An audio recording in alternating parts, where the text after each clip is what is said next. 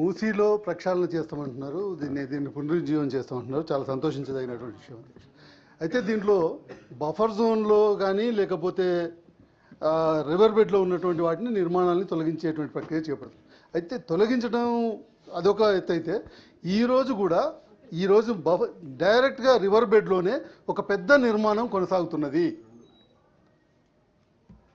నార్సింగి జంక్షన్లో రింగ్ రోడ్ను ఆనుకుని రివర్ బెడ్లోనే నిర్మాణం సాగుతున్నది. నిన్న రాత్రి 12 గంటల సమయంలో నేను ఒక ఫంక్షన్ అటెండ్ అయ్యి రిటర్న్ వస్తున్నాను అధ్యక్ష. రోడ్డు మీద చూస్తే రాత్రి 12 గంటలకు వందలాది మంది లైట్లు పెట్టి వర్క్ చేస్తున్నారు. అది రివర్ బెడ్లోనే ఉంది. ఆ నిర్మాణం రివర్ బెడ్లోనే ఉంది.